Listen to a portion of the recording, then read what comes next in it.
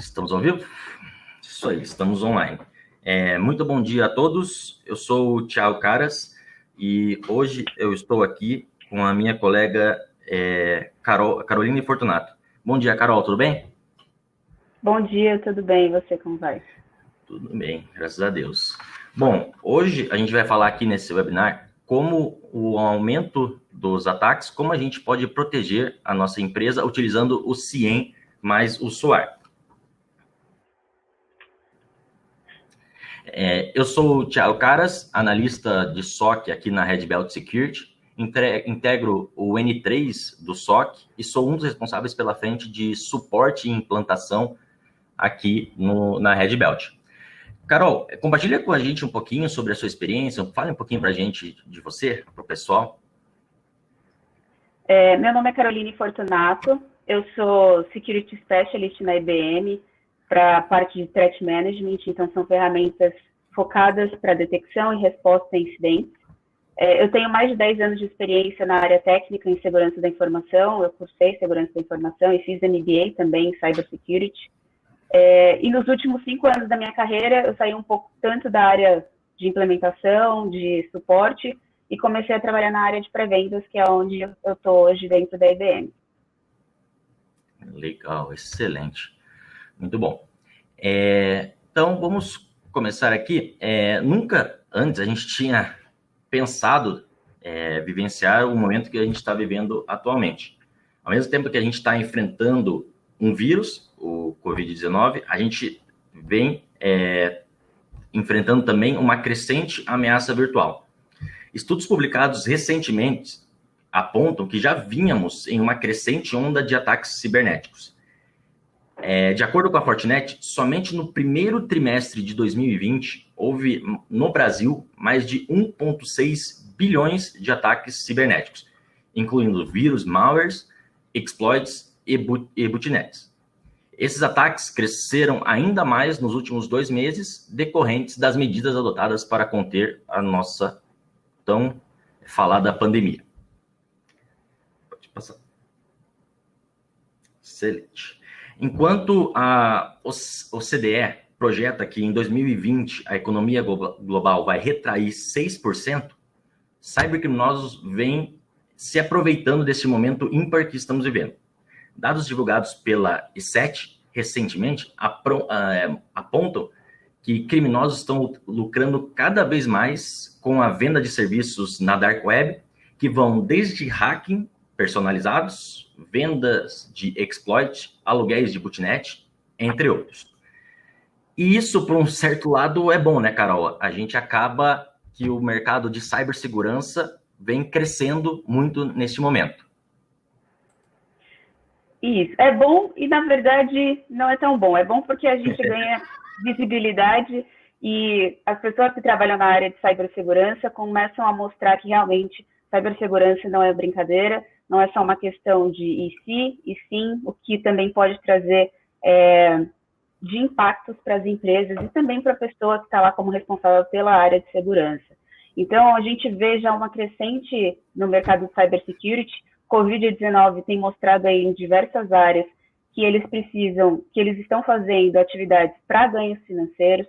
A gente já via no mercado também muito sendo feito em cybersecurity para hacktivismo, para diversão, que é aquela pessoa que quer saber se consegue hackear o amiguinho, consegue hackear uma empresa pequena. Então, a gente também sabe que existe do vizinho. Do vizinho. Parte de vantagem política, cybersecurity é muito utilizado para isso, ethical hacking. Então, a gente vê uma crescente em cybersecurity para ganhos financeiros, né, em relação ao Covid-19. E como que isso acaba impactando, né, as empresas? Vamos supor que uma empresa ela tenha um vazamento de dados. Esses dados eles são feitos baseado no relatório de 2019, então é um relatório recente, que foi feito pelo Ponemon Institute, em que mostra que um custo médio de uma brecha de dados global em 2019 foi de 15 milhões de reais perdidos com vazamentos de dados. Enquanto que a média no Brasil, todo mundo sempre fala, mas esses são os dados globais, porque o pessoal lá fora eles têm mais regulamentações, eles pagam multas. No Brasil, a gente também tem custos de dados, custos com vazamento de dados. Então, no Brasil, a média do ano passado foi de 5 milhões em perdas de cybersecurity. Às vezes a gente nem sabe o que aconteceu, porque aqui no Brasil ainda não é obrigatório publicar quando tem uma perda de dados, só que isso, querendo ou não, impacta também a questão de marketing, de novas vendas, de imagem das empresas. É isso mesmo, e como você tem bem falado, isso vai mudar agora com a futura LGPD, né? Então, é bem importante esse caso. Exato. O mesmo relatório que mostrou essa quantidade de dinheiro que as empresas perdem com vazamento de dados, ele fez esse estudo, continua fazendo, né? Esse estudo já é feito por 7 anos, com 35 empresas, e ele mostra também que o custo médio por registro roubado é de R$ 625. Então, cada registro de uma pessoa, um CPF, que tenha um dado crítico, custa R$ 625 para a empresa que perde esse dado. E a média, mais ou menos, de um registro roubado, quando tem um ataque, é de 25.575 registros. Na verdade, a média de registros roubados por ataque. E ainda, e o porquê que eu falo ainda? Porque é o que a gente vai falar hoje. O tempo de detecção para uma empresa detectar um ataque que está acontecendo dentro da empresa dela, ainda a média é de 279 dias. É engraçado que essa média, eu venho acompanhando ela porque eu já trabalho na área de detecção há bastante tempo, eu já trabalho com ciência há bastante tempo. E eu vejo essa média subir, aí eu vejo essa média às vezes descer, aí eu vejo essa média subir de novo, e na minha opinião, esse dado de 2019 está alto novamente. 269 dias é uma quantidade de dias bem alta para a detecção de uma brecha de segurança. É muito alto mesmo. E a gente tem visto que, como o próprio Thiago já introduziu, a gente não vai só falar sobre o que nós já conhecemos, sobre o cenário de cybersecurity, a gente também vai falar um pouco sobre como o Covid-19 mudou a nossa cibersegurança. Além dos novos ataques que ele mencionou, no Brasil a gente sempre teve muito phishing, e a gente viu um aumento de 14.000% na quantidade de phishing utilizando o assunto de Covid-19. Eu mesma, como pessoa física, recebi nos meus e-mails pessoais phishing com Covid-19. É que a gente já sabe diferenciar o que é um phishing e o que não é, mas pessoas que não são tão treinadas, por exemplo, não conseguiriam diferenciar um phishing do outro. E esses phishings, eles podem ser algo bem prejudicial para as empresas, porque as empresas tiveram que aumentar a quantidade de produtos que eles utilizam para trabalho remoto. Então, a grande parte da empresa que antes não trabalhava remotamente, agora está trabalhando. Muitas das empresas estão 100% remoto, porque elas conseguem trabalhar 100% remoto. Então, a gente também viu aí um aumento de 84% na utilização de ferramentas de trabalho remoto. Por que a gente está falando isso? Porque o cenário que a gente utilizava para fazer uma análise de segurança, para fazer detecção de segurança dentro do perímetro, ele mudou com o Covid-19. Então, a gente também precisa aplicar soluções que consigam se adaptar a esse cenário novo, para que a gente consiga detectar essas ameaças também com o Covid-19, também trabalhando de casa. Excelente. E é bem isso que você mencionou. Às vezes, o pessoal, a gente pensa que o phishing ele vem apenas por e-mail. Mas hoje a gente tem muitos ataques vindo por SMS, em que eles ofertam algum produto, algum desconto, por exemplo, e as pessoas acabam, através do celular, acessando esses links e acabam sendo infectados e tendo os seus dados vazados. Apenas para corroborar com essa sua apresentação, a gente tem um estudo que eu peguei aqui uns levantamentos da área de inteligência de mercado aqui da Red Belt, em que a Verizon aponta que o phishing é o ponto de partida para 90% das cyberameaças. Então, esse é um assunto muito importante.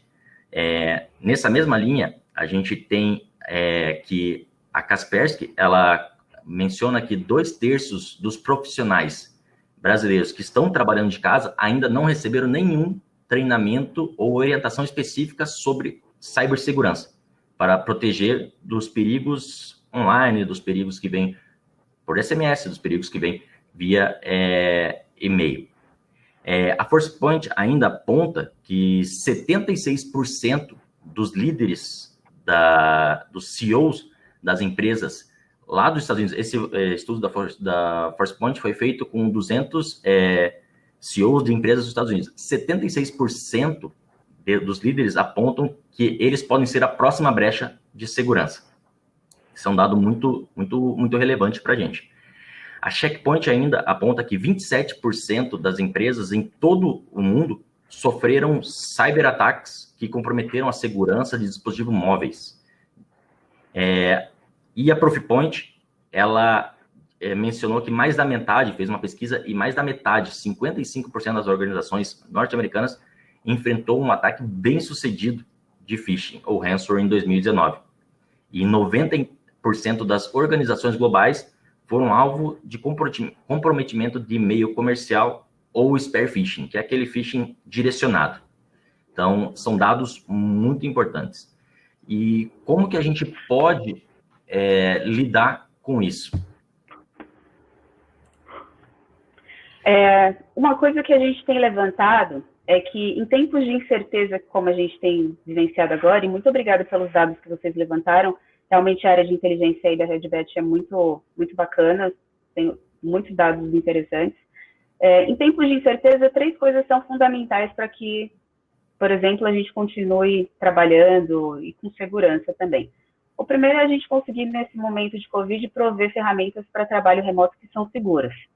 Então, já tem diversas empresas, inclusive a IBM, provendo alguns softwares gratuitamente nesse período de Covid-19, para que as empresas consigam fazer a parte de gerenciamento de dispositivos remotamente, entre outros. Hoje não é muito nosso foco falar sobre isso, mas temos ferramentas que estão contribuindo para esse ponto. O segundo ponto é para ajudar a detectar e responder de forma rápida aos crescentes ataques e incidentes que podem estar acontecendo. Se já era difícil para o pessoal de cybersecurity, para nós, ter que gerenciar ataques, incidentes de segurança, quando estava todo mundo dentro da empresa, imagina como está sendo agora. Então, tanto a parte de detecção, quanto também um processo de resposta bem desenhado e orquestrado, é fundamental para esse momento, e é o que a gente vai falar um pouquinho mais hoje. E o terceiro é a gente conseguir estender o nosso time de segurança para conseguir atender virtualmente os nossos clientes que são nossos próprios usuários da empresa. Para que caso eles tenham, por exemplo, eu acho que isso é um phishing, vou mandar para a equipe de segurança, a gente consiga atender com expertise virtualmente, como a gente já atendia antes. Legal. E tudo isso a gente acaba, como a gente pode detectar e responder de forma rápida. A gente tem muito a questão do CIEM. O que seria um CIEM, Carol? Bom, o CIEM, ele tem como... Eu não sei se todo mundo que está aqui na nosso webinar conhece, eu acredito que até que sim, mas a gente vai falar um pouquinho sobre o conceito para que todo mundo fique na mesma página. O CIEM, ele faz o correlacionamento de eventos que são gerados pelas máquinas, que são gerados pela rede, que são gerados pelas aplicações, junto com a parte de sessão de rede. Então, a gente correlaciona tanto eventos quanto flows de rede, sessão de rede, para detectar anomalias, para detectar ataques conhecidos que possam estar acontecendo dentro do ambiente dos clientes. Então, por exemplo, eu vou focar aqui agora um pouquinho mais na ferramenta da IBM, que é o QRadar. Esse é o conceito do CIEM, é para correlacionar eventos, flows de rede integrados para detectar incidentes de forma mais rápida, ou até mesmo de forma proativa. Quando eu digo proativa, as pessoas às vezes torcem o nariz. Como assim você vai detectar proativamente um incidente que está acontecendo? Antes que ele consiga passar pelo cyber chain inteiro e realmente realizar, por exemplo, uma filtração de dados, conseguir deixar um sistema indisponível. Então, eu considero que algo é proativo se você conseguiu ali parar uma pessoa no momento em que ela está tentando fazer um reconhecimento inicial dentro do ambiente. Focando um pouquinho no QRadar. O QRadar ele vai correlacionar tanto os eventos, como a gente já comentou, quanto flows de rede, que a gente chama de Network Behavior Analysis Detection, junto com informações de inteligência global, que são threat feeds, vulnerabilidades. Informações de vulnerabilidade são muito importantes para dar contexto. Uma máquina ou um servidor vulnerável é muito mais crítico do que um servidor que não está vulnerável. Alguém pode ficar tentando e não vai conseguir. Se alguém tentar num servidor que tem uma vulnerabilidade, provavelmente ele pode conseguir. ele correlaciona todas essas informações para detectar o que a gente chama de ofensa. A ofensa é como se fosse um incidente. Só que dentro do QRadar, uma ofensa ela não é apenas um incidente, ela pode ser um ou mais.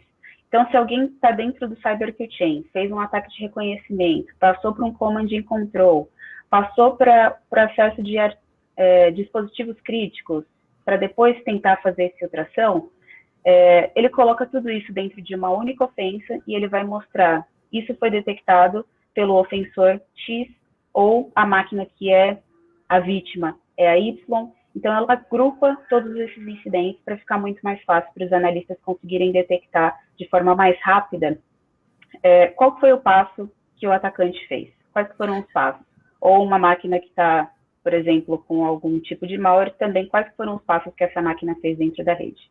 Excelente. E eu gosto muito desse slide, porque ele consegue colocar toda a informação praticamente de forma simples. O QRadar é uma ferramenta bem complexa, mas de forma simples, o que a ferramenta pode entregar de valor para o usuário final. Essa questão mesmo do serviço de Threat Intel é muito, muito bom. A gente vê o App Exchange, e acho que esse slide aqui ele é muito bom nesse sentido. Exato.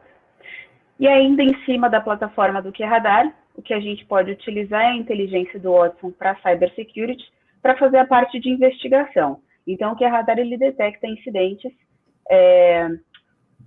e quem tem que investigar ainda é o analista. Só que a gente consegue colocar um outro passo nisso. A gente consegue colocar, por exemplo, o Watson para fazer essa investigação e já entregar para o analista falando, olha, eu investiguei esse incidente, estão aqui as minhas descobertas. Eu descobri que esse incidente está vinculado a outro, que ele está vinculado a uma campanha de phishing, que tem outros países que podem estar vinculados, tem esses file hashes, o seu antivírus detectaria ou não detectaria, e a correção pode ser essa. Então, ainda a gente consegue adicionar uma camada mais de inteligência, que é o Watson para Cybersecurity. Excelente. E nessa linha mesmo...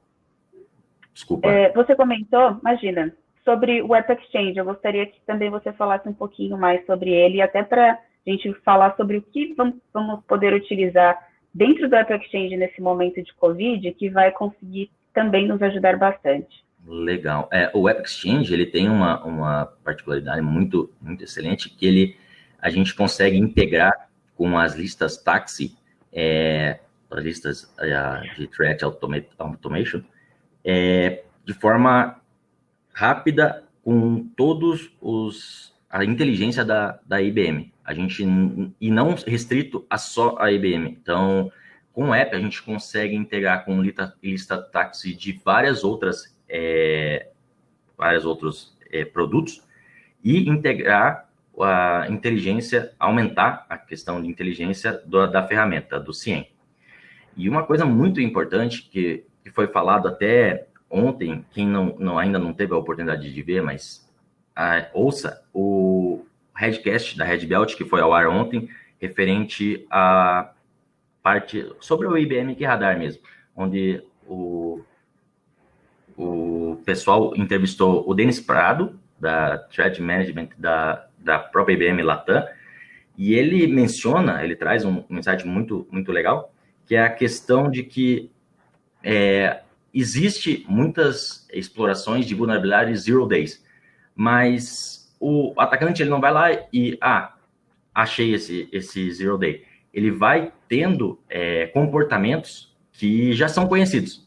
Ele vai explorando, ele vai achar aquele zero day? Vai. Mas ele vai ter comportamentos que já são conhecidos em outros ataques e pode ser detectado proativamente, como você mencionou, através do comportamento. E nessa questão de comportamento, a gente tem o UBA, né, Carol? Exato. E só para complementar, o App Exchange, além da parte de Threat Intelligence, que é um app, ele tem diversos apps, é como se fosse um App Store, em que você tem diversos conteúdos publicados pela IBM, que você pode instalar em cima da sua implementação do CIEM, do QRadar, e você tem diversos benefícios adicionados. O UBA, que é o que a gente vai focar nele aqui hoje um pouquinho, é um deles. E esses apps, eles são gratuitos. Então, se você tem já a solução, você pode tomar proveito de todos os apps que estão lá publicados. Correção, apenas um app não é gratuito, porque ele não é só um app, ele é um serviço provido, que é justamente o Watson Advisor que eu comentei para vocês, que ele faz a parte de investigação inteligente. Mas o UBA, por exemplo, é um dos apps que nós temos dentro da plataforma e ele é gratuito para utilização em cima do QRadar. E como que o UBA funciona e como que a gente enxerga que ele ajuda, né, nesse momento de Covid-19? O Thiago até comentou sobre a parte de comportamentos normais que um atacante, às vezes, ele tem que fazer. Como que a gente sabe o que é normal e o que não é normal, né? Nós temos uma ferramenta que já faz correlacionamento de diversas fontes, porém, ela está trabalhando em cima de regras de correlacionamento, de regras conhecidas. E se eu preciso fazer também a parte de análise do que não é conhecido? Eu não sei se isso é um ataque, eu não sei se um analista meu está infectado ou se ele realmente está fazendo algum ataque, ele está sendo um insider dentro da minha rede. O UBA ele vai te mostrar justamente isso. Ele vai utilizar as fontes de dados que vocês já têm sendo correlacionados para conseguir detectar atividades anômalas sendo feitas pelos usuários. Então, eu faço uma comparação, eu crio um baseline desses usuários para detectar se algo é anômalo ou não. Outra coisa que a gente implementa é a utilização de machine learning. Então, a gente tem diversos algoritmos de machine learning para detectar o que pode ser um desvio normal, e esse desvio não é apenas do usuário com ele mesmo, porque se um usuário novo entra na empresa, o padrão dele não é conhecido. E até para a gente ver o que a gente utiliza, né? A gente faz em relação ao grupo que ele faz parte também. E como que isso também acaba ajudando no Covid-19. Todo mundo que trabalhava dentro da empresa agora está tendo que trabalhar remoto. O comportamento dessas pessoas mudaram. A gente não sabe mais o que é normal. Antes elas acessavam num horário tal, elas tinham que acessar alguns arquivos, alguns dispositivos internos, não passavam por VPN, então esse era o normal delas. Agora mudou. Então, a parte de comparação com o grupo que ela faz parte é muito importante para a gente saber, tá bom, todo mundo mudou o comportamento, só que essa pessoa está no mesmo grupo que outras 10 pessoas, as outras 10 pessoas estão com um comportamento que está com uma postura de risco ali igual a 10 e essa pessoa está com uma postura de risco igual a 50. Por quê? Por que ela está saindo fora do padrão do grupo dela? Então, a gente também consegue utilizar o UBA mesmo no tempo de Covid para detectar anomalias de usuários, tanto em relação a ele mesmo, porque a gente já teve até um período grande aí de aprendizado em relação ao que é o novo normal, como em relação ao grupo de usuários que ele faz parte, qual o departamento dele, qual que é o cargo dele. E a visão final que a gente vai ter é níveis de risco por usuário, então eu vou conseguir ver usuários que estão com um nível de risco muito mais alto que os demais, para conseguir fazer uma investigação um pouco mais aprofundada nesses usuários. Então, só para vocês verem mais ou menos como seria essa visualização, mas no finalzinho eu vou fazer uma demonstração para vocês conseguirem enxergar os produtos funcionando. Essa seria uma visualização, por exemplo, de um usuário que está com um nível de risco ali muito mais alto do que o padrão dos outros usuários. Então, esse é um usuário que com certeza a gente gostaria de fazer uma investigação. Outra coisa que o UBA faz é ele dar contexto para os seus usuários. Eu posso ter uma identidade, que é uma pessoa, que ela tem diversos logins dentro da rede. Eu tenho meu login do Windows, eu tenho meu login do Linux, eu tenho meu e-mail. Eu quero correlacionar tudo junto. Eu quero saber que a identidade Caroline está fazendo algo fora do normal. E não que o meu e-mail está fazendo algo fora do normal, o meu login do Windows está fazendo algo fora do normal. Senão eu teria que correlacionar isso manualmente, não faz sentido. Então, a gente também dá esse contexto para os usuários. Gostaria de adicionar alguma coisa, Thiago? Não, nesse ponto que você mencionou, a questão de unificação de identidade, né? Então, é o que vem já, se você parar e olhar, ler a descrição do app lá no Marketplace da IBM, a gente consegue ver que o UBA tem duas grandes funções, que seria criar um perfil de risco e unificar as identidades. Que é bem isso que você mencionou. A gente tem um login de rede, tem um login do e-mail, a gente cria uma identidade. E nesse slide, o que eu quis demonstrar é realmente isso. Como um único usuário, a gente consegue visualizar todas as informações dele. A gente consegue ver o perfil de acesso dele, caso ele tenha gerado alguma ofensa, o desvio, né, padrão que esse usuário está tendo na rede. É muito, muito interessante, muito, muito legal. E uma coisa que a gente pode usar bastante, e a gente usa, o que a gente tem aqui na Red Belt é muito essa questão de contato com o cliente. Não adianta a gente implementar um CIEM e tá bom, o CIEM está pronto, o CIEM fala por si só. Não. O que a gente faz? A gente tem um contato com o cliente, onde a gente vai lá, pelo menos uma vez por semana, a gente divide as equipes, a gente tem um contato com o cliente para a gente descobrir quais são as dores do cliente, o que realmente ele precisa visualizar. O primeiro passo de implementação de um CIEM realmente é aquele default. A gente colocar monitoramento de borda, monitoramento de AD, mas a gente tem que realmente descer no chão de fábrica. Hein? Vamos dizer, o que eu quero dizer com isso, a gente tem que entender quais são os servidores críticos do usuário, do cliente, quais são os usuários críticos que ele tem. E essa questão do UBA, ela é muito importante, que a gente consegue criar, aumentar, diminuir o risco de um comportamento de acordo com o que o cliente tem. Não adianta a gente colocar, por exemplo, um monitoramento sobre a AWS, sendo que o cliente só tem Azure. Às vezes a gente sai daquela questão de só ser uma traffic light. Verde está tudo bem, vermelho corre que algum bicho pegou. Não, a gente busca sempre entregar valor. E é bem nessa questão. Um dos casos de uso que a gente tem, por exemplo, é na questão de entender. O cliente, por exemplo, tinha um aplicativo dele onde ele gerava logs somente com praticamente um flow. Só tinha IP de origem, IP de destino, o ID, o horário e true or false, se ele acessou ou não acessou. E era essa a informação que ele tinha no aplicativo. O que a gente... E o aplicativo dele era muito crítico. O que a gente chegou e integrou e conseguiu fazer com que entregar valor para ele? A gente ingeriu essas informações no QRadar, fez toda a criação de um DSM, a forma como o QRadar lê essas logs, a gente fez toda a leitura desses logs e a gente integrou com a app do Threat Intel na questão de, se tem um IP de origem de bootnet, por exemplo, tentando acessar, a gente já começa a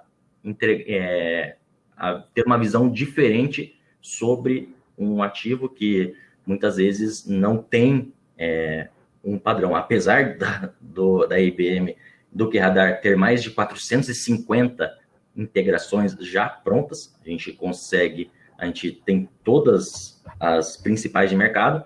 Às vezes, quando chega uma solicitação dessa, a gente precisa, de forma proativa, entregar alguma coisa, e a gente usa muito o QRadar, a gente usa muito essa questão de conversar com o cliente para a gente poder tomar decisões, ser mais proativo, entregar valor.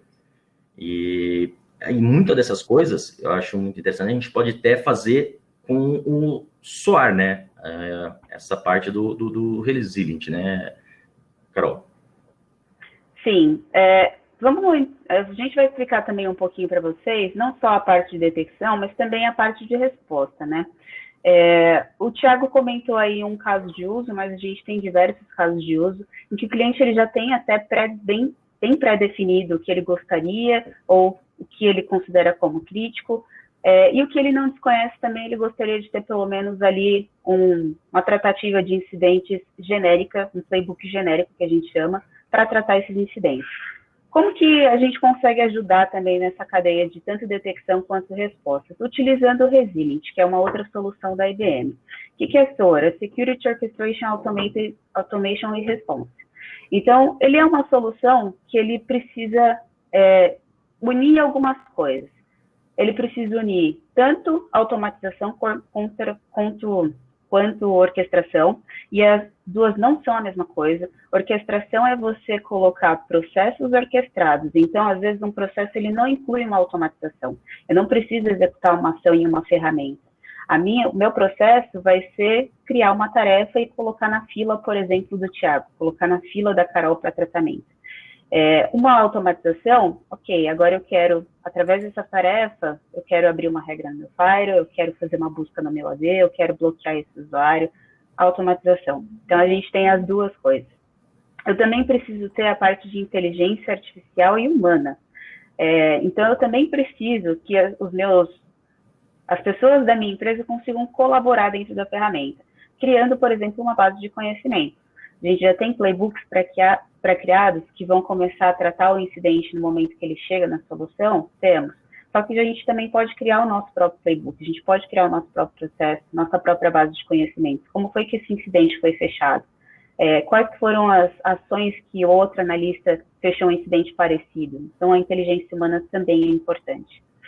E o terceiro pilar que a gente diz que também é muito importante para uma ferramenta de SOAR é a parte de case management. É eu conseguir documentar, ter tarefas criadas, ter fases criadas. Então, qual é a primeira fase de resposta a incidente? Eu preciso fazer uma triagem inicial nesse incidente. Quais que são as tarefas que podem ter dentro dessa triagem? A tarefa, se envolve uma pessoa, eu tenho que ir lá conversar com essa pessoa. Se envolve tecnologia, eu preciso puxar as informações dessas tecnologias, nem que seja do CIEM. E eu tendo todos esses três pilares, a gente tem o que a gente chama de inteligência, de orquestração inteligente. E aí é até engraçado, essa questão que eu falei, muita gente confunde o que é automatização e o que é orquestração. O próprio Gartner diz que as pessoas confundem, às vezes, o que é o termo orquestração e o termo automatização. E a automatização, na verdade, é um sub-item dentro da orquestração. A orquestração ela é muito mais do que automatizar processos. Ela é você documentar os seus processos, é você incluir as pessoas que têm que ser incluídas. Então, ela é mais do que isso. Aqui vocês conseguem ver um exemplo de uma orquestração criada, de um playbook criado. E esses playbooks é importante também que eles sejam dinâmicos. Não que seja, eu preciso que isso aconteça, isso também e isso também. Se um item não acontecer, o resto da cadeia não acontece, porque aí não tem muito o valor. Então, eu preciso ter diversas linhas. Se isso acontecer, vai para aqui. Se não acontecer, vai para cá. Então, eu preciso conseguir criar esses fluxos que sejam dinâmicos. Então, aqui tem até um exemplo de criação de fluxo dinâmico. O que são tarefas que envolvem pessoas e o que são tarefas que envolvem integrações. Então, tudo, por exemplo, que é azulzinho, são pessoas envolvidas dentro do contexto. É uma decisão humana que eu preciso tomar. Caso eu não tenha uma decisão humana, eu vou tentar chegar nessa decisão humana através de informações de máquina. Mas olhem que até uma hora eu vou precisar de alguém ali me falando algo ou não. Dá para ter um processo totalmente automatizado? Dá. Porém, tem muitas... Ainda no contexto de hoje em dia, eu tenho um pouco medo de automatizar exatamente todas as tarefas. Então, é bacana a gente colocar tanto pessoas, quanto processos e tecnologias trabalhando junto. A gente já vê essa triade sendo falada no mercado de cibersegurança há muito tempo, mas ela é real. Legal. E como que ela funciona, a solução de orquestração em contexto junto com o QRadar e inclusive com o UBA, né? O QRadar ele vai estar coletando essas diversas fontes que nós temos. A gente já viu que ela trabalha em cima tanto de eventos quanto flows de rede para enviar para a solução e ela fazer esse correlacionamento, incluindo informações de threat intelligence, incluindo informações de vulnerabilidade. O QRadar detectou uma ofensa. Essa ofensa é enviada para o Resilient e o Resilient lá dentro vai bater em alguns dos playbooks que ele tem. Esse incidente é um incidente que eu conheço? Se sim, é o quê? É malware, é phishing, é uma invasão? O que pode ser esse incidente? Se eu desconheço, eu coloco como genérico e também começo um fluxo, um playbook em cima desse incidente genérico. O Resilient, ele faz integrações com diversas outras fontes. Enquanto que o QRadar consome essas fontes, o Resilient ele vai lá buscar essas fontes e muitas vezes executar tarefas nessas fontes. Então, eu descobri, através da minha integração do VirusTotal, que esse malware ele tem uma correção e pode ser feito no meu antivírus. Por que ainda não foi? Pode ter sido, o antivírus pode ter tentado e não conseguiu, isso às vezes acontece. Ele tenta excluir um malware e não consegue. Então, ele consegue, por exemplo, mandar lá um comando para a Symantec falando faz uma varredura nessa máquina e aplica a exclusão dos vírus que ela possui. E assim, para todas as integrações que a gente possui dentro do Resilient. Essas integrações, elas são a fase de automatização. Porém, dentro do Resilient tem muito mais. Tem a fase da criação das tarefas, tem a fase dos processos que são criados, tem a fase das pessoas que são envolvidas, que é justamente aquela orquestração que a gente comentou. E eu tendo bem definido os meus processos e playbooks dentro do Resilient, eu consigo tratar de forma muito mais rápida um incidente que é gerado pelo QRadar. E em tempos que a gente está com essa crescente quantidade de incidentes acontecendo no ambiente, sendo detectados pelo QRadar, o Resilient ele ajuda. Ele é um braço a mais para a equipe de segurança que está tendo que trabalhar remotamente também. Então, ele acaba ajudando em diversas tarefas que podem parecer que são simples, e mesmo assim o pessoal de segurança tem que executar. Então, ele consegue ajudar tanto nas mais complexas quanto também nas mais simples, já automatizando processos que podem ser já bem desenhados e mais simples. O Resilient, ele também consegue, vamos dizer assim, né, Carol, ajudar as outras plataformas. Por exemplo, se lá no VirusTotal a gente já tem que uma hash, ela é maliciosa, detectada por várias outras ferramentas, ela consegue trazer isso para o ambiente e, às vezes, até colocar essa hash como no Symantec, sem que ele já, por default, entenda que seja uma ameaça para o ambiente, né? Exatamente, já consegue criar bloqueios. Por exemplo, eu estou consumindo dados de diversos threat feeds, não um só. E diversos dizem que certos IPs com certeza são IPs de Command and Control. E aí eu já quero criar uma regra de bloqueio para que o meu Palo Alto não permita nenhum tipo de comunicação com esses IPs. Então, por exemplo, isso é uma das coisas que também a gente já pode automatizar para serem feitas.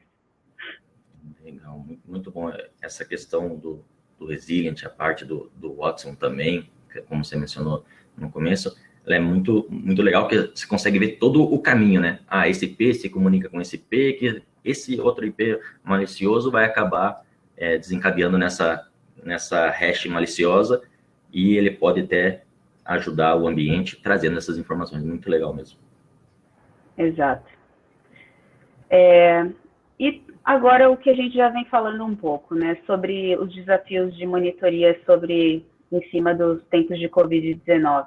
Os desafios a gente conhece, então a gente tem novos usuários trabalhando remotamente, novos comportamentos sendo detectados, a gente já falou isso daqui bastante hoje, novas ferramentas adicionadas ao ambiente, que também não eram utilizadas antes. Como saber se um usuário é realmente ele? Ele não está dentro da empresa. Como que eu sei que é ele ou alguém que está com acesso às credenciais dele? Algumas perguntas que parecem básicas, mas que podem ajudar bastante no trabalho da equipe de cibersegurança, da equipe de segurança da informação, é você saber quais são os horários que normalmente os usuários trabalham, quantas filiais a empresa tem, porque se é normal uma filial trabalhar no Brasil, né, em UTC-3, das 9 às 6, e eu não tenho filial fora do Brasil, por que eu teria pessoas trabalhando fora do horário? Tem programadores, por exemplo, que eles trabalham só de noite, mas já é o normal dele, mas não é o padrão de todo mundo. Então, é importante também a gente saber quais são os horários que cada usuário trabalha. Quantas filiais? É uma empresa multinacional? Seria normal um usuário possuir mais de um acesso simultâneo dentro do ambiente? Mesmo com tempos remotos, eu acredito que isso não seria tão comum. Existe cadastro de função dos usuários e localização geográfica para você conseguir comparar? Mesmo que alguém esteja, por acaso, com 2 computadores dentro de casa, que eu tenho, por exemplo, 2 computadores. Eu acessei a VPN da empresa pelos 2. Então, eu estou fazendo acesso simultâneo, tenho 2 acessos. Porém, a minha localização geográfica vai bater com o país que eu estou, com a cidade que eu estou. Se não bater, será que é normal eu ter 2 acessos de localidades geográficas distintas simultaneamente? E isso é engraçado porque é uma regra tão comum ainda, já é tão comum dentro de ferramentas como CIEM, como detecção de anomalia, e que às vezes a gente fala, essa regra aí é normal, isso gera falso positivo, mas em tempos como o que a gente está vivendo agora, ele pode mostrar bastante indício de que algo está acontecendo de errado. Legal. E no próprio Uber, no próprio Sim, ele acaba, como você falou, aprendendo, né? Como que o usuário, ele guarda, vamos dizer assim, numa reference set, alguma forma, qual é a localização do usuário. Se isso desvia muito, ele acaba gerando alguma ofensa, aumentando o risco do usuário. É bem, bem legal essa parte mesmo. Exato. E para demonstrar rapidamente para vocês, que eu sei que a gente já está quase no finalzinho já do nosso webinar, mas eu quero mostrar realmente como que funcionaria esse caso de uso. Localização geográfica. Detectou que uma pessoa está com acesso simultâneo de localizações geográficas distintas. Essa regra foi customizada? Não foi? Já respondo para vocês. Não foi. Eu simplesmente peguei uma regra padrão do QRadar e, utilizando o UBA, eu consigo detectar, por exemplo, anomalias de usuário, e aí, quando eu integro com o Resilient, eu consigo tomar algumas ações. Então, eu vou mostrar rapidamente para vocês esse caso de uso, e depois a gente abre um tempinho para vocês fazerem perguntas para nós. Se já estiverem fazendo também, depois a gente responde tudo no final. Deixa eu compartilhar minha outra tela aqui. Só um minuto.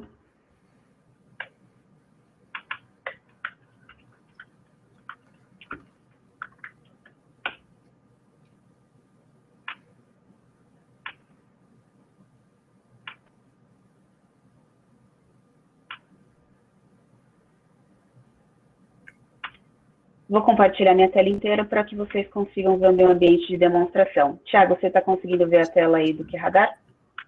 Eu consigo ver a tela do webinar. Opa, então, espera aí.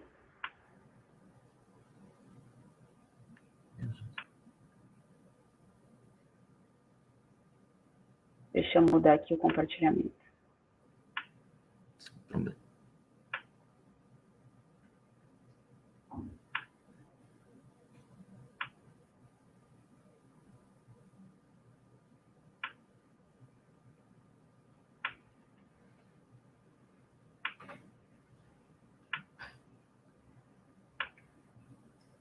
Agora eu acho que vai.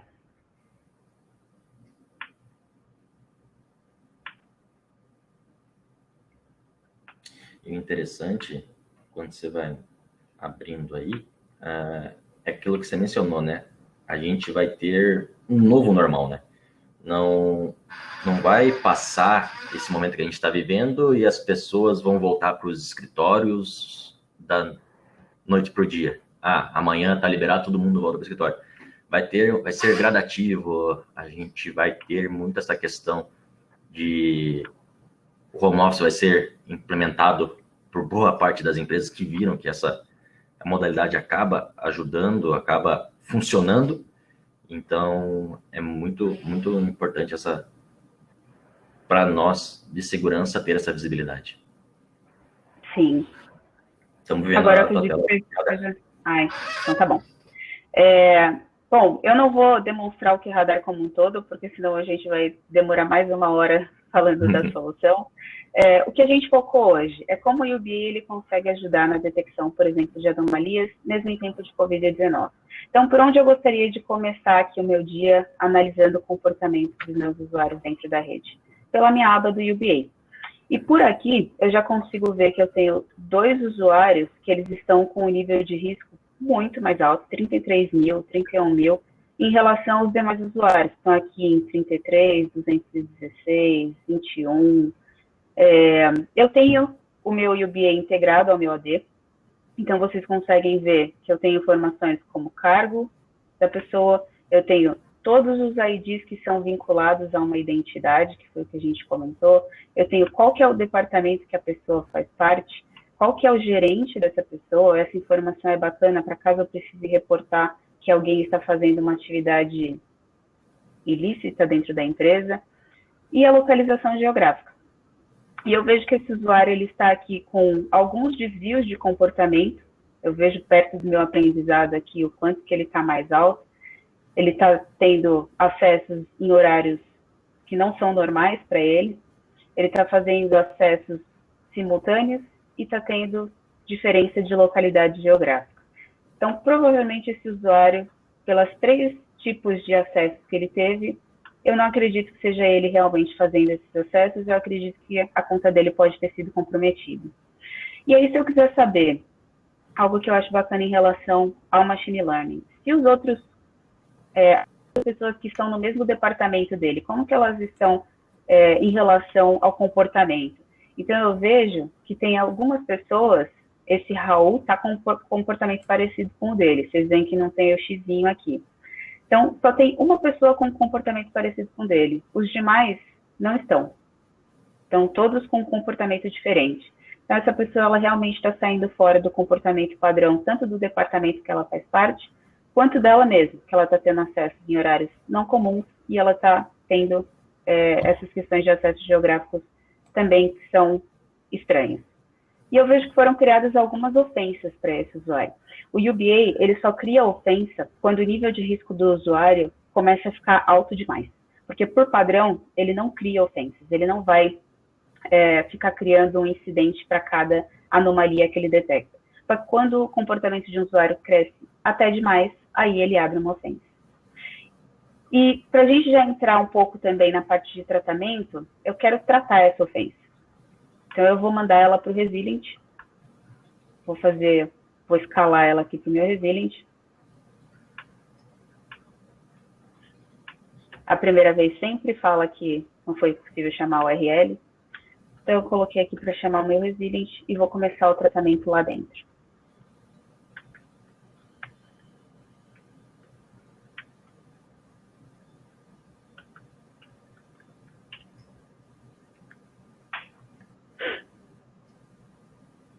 Dentro do Resilient, eu vejo que esse incidente ele foi categorizado como um System Intrusion. Eu vou analisar ele um pouquinho mais para definir se esse tipo de incidente que foi detectado é realmente uma intrusão do sistema ou se pode ter sido, por exemplo, o usuário que foi comprometido e se esse comprometimento do usuário também causou algum tipo de intrusão do sistema. Quando eu classifico o meu tipo de incidente, que são os playbooks que eu comentei, eu tenho diversas tarefas que têm que ser executadas, diversas fases que eu tenho que completar, e aí, dentro dessas tarefas, eu posso automatizar algumas coisas. Então, por exemplo, essa fase de triagem inicial. Eu não automatizei nada para conseguir mostrar para vocês. Só que nessa fase de triagem inicial, eu quero pegar mais informações do AD. Vamos supor que eu não tenha acesso ao QRadar, eu sou de outra equipe, eu sou da equipe de resposta a incidentes. Eu quero pegar informações do AD desse usuário. Então, eu vou vir aqui nos meus artefatos e vou pedir para ele fazer um search, fazer uma busca dentro do meu LDAP para esse usuário. Outra coisa que eu quero fazer, supondo que eu não tenha acesso ao QRadar, eu quero puxar quais que foram os eventos que o QRadar gerou para me falar que esse usuário está com uma diferença ali geográfica. Então, eu também vou executar essa ação. Ambas essas ações vão popular essas 2 tabelas que eu tenho aqui. A do search do QRadar, ela vai demorar um pouquinho mais porque ele tem aqueles 17 mil e tantos eventos para trazer. Já o do AD, ele já me trouxe o nome da pessoa, qual que é o e-mail, qual que é a empresa, qual que é a localização geográfica, telefone, etc. Vou voltar aqui nas minhas tarefas e falar, eu já finalizei essa fase. Vamos ver se aqui agora já terminou. Então, ele já também me trouxe os eventos aqui do QRadar, que foram detectados, eu vejo, a sua maioria pelo meu autenticador. Então, eu tive algumas mudanças de localização geográfica e logins realizados com sucesso aqui. Quais que foram os IPs que foram utilizados por esse usuário? O IP de origem que ele utilizou foi 54.229, 173.119. Então, eu também consigo ter essas informações tanto no meu detalhamento dos eventos, que é aqui, quanto nos meus artefatos, porque o QRadar ele já manda isso para o Resilient. Vamos supor que eu liguei para o Jason e falei, Jason, você está fazendo diversas ações estranhas dentro da rede, é você? E eu falo, nossa, não sou eu. Eu posso vir aqui no meu artefato e já falar, eu quero desabilitar a conta do Jason por enquanto. e eu vou avisar ele falando, Jason, sua conta foi desabilitada por enquanto. Então, eu pulei diversos passos aqui com vocês, porque eu já estou até na fase de resposta, só que para vocês verem mais ou menos como as integrações funcionam. E aí, como que eu sei que executou com sucesso esse desabilitar a conta dele? Eu adiciono, sempre que uma atividade é executada com sucesso, eu adiciono uma nota falando, a conta do Jason Black aqui foi desabilitada. Esse é alguns dos exemplos que a gente consegue fazer de automatização. Essas automatizações que eu fiz dentro do Resilient, elas podem realmente ficar 100% automáticas, sem eu ter que clicar e executar. Só que para efeito de demonstração, eu gosto de mostrar para vocês ela funcionando. Tá? Não, bem Então, interessante. para vocês verem, casos de uso pré-criados, playbooks pré-criados, eu consegui detectar de forma rápida um usuário que provavelmente teve as credenciais dele roubadas e consegui desabilitar esse usuário para que o atacante pare de fazer as ações que ele está fazendo dentro da minha rede, até eu fazer uma investigação um pouco mais a fundo. Para vocês verem como que é rápido com o que já tem pré-criado dentro do sistema. Show de bola. Muito bom. Bem interessante essa questão. Bom, agora para a gente... É só um use case, né? Tem várias formas que a gente pode orquestrar dentro do Resilient. Muito, muito legal. Exato. Esse é só um dos exemplos que tem. Porém, como você mesmo disse, o QRadar ele já vem com mais de 400 e tantas regras já pré-habilitadas.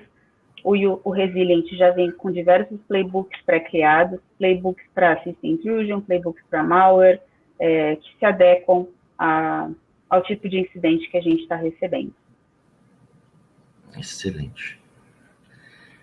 Bom, acredito que era isso. A gente conseguiu passar pela questão do SIEM, a gente conseguiu passar pela questão do SOAR. Eu gostaria de agradecer a Carol por esse tempo, por essa apresentação, muito, muito válido, e deixar aqui os contatos da Carol, o meu contato, sigam a Red Belt nas plataformas digitais, tenho o podcast, tenho o próprio LinkedIn, tem o YouTube, onde a gente consegue identificar vários insights de segurança que o pessoal tem produzindo. E, Carol, tem mais use cases lá no canal da IBM, né? Tem. O canal da IBM, inclusive, é algo interessante da gente falar para vocês. Nós temos um canal criado para falar tanto, é mais voltado para quem já é cliente da solução, que utiliza tanto o QRadar quanto o Resilient, e como que eles fazem casos de uso ou quais são as fontes de dados que eles precisam para que os casos de uso funcionem. Então, a gente tem um canal no YouTube chamado Security On Board, que vocês vão ver diversos vídeos, são vídeos curtos de 5 ou 10 minutos no máximo, em que a gente apresenta um caso de uso e mostra ele como que faz para ele funcionar dentro do ambiente de vocês. Para vocês saberem até, nesse meu caso de uso, que foi simples, quais foram os dados que eu tive que coletar? Basicamente dados de autenticação, VPN Windows, e foi só isso. E com esses dados eu já consegui demonstrar e detectar esse caso de uso. Excelente. Lá no canal da IBM tem vários insights, a gente pode tirar vários insights. Nos canais da Red Belt tem vários conteúdos, o pessoal de marketing tem trabalhado bem forte com relação a isso. E gostaria de agradecer a todos. Eu acredito que passamos por tudo. Caso tenha alguma dúvida, caso tenha alguma pergunta, fiquem à vontade em nos procurar, nos contactar. A gente vai responder sempre a todos. Acredito que seria isso. Eu não sei se a Carol ainda está na call, eu não sei se o pessoal foi fazendo perguntas durante, se nós teríamos alguns minutos para responder, ou se todo mundo ficou só escutando. Na verdade, o pessoal ficou mais escutando e eles também só perguntaram a questão do webinar, mas eu acredito que eles vão rever essa apresentação. Eu estou vendo aqui agora. Eu estou vendo aqui agora. Nos mandar perguntas. Quando eu compartilho minha tela, eu não consigo ver as perguntas, mas agora eu consegui ver. Legal. Fechou? Então, é isso aí. Valeu, pessoal. Obrigado pelo tempo de vocês e contem sempre com a gente. Muito obrigada, pessoal. Obrigada pela presença de vocês.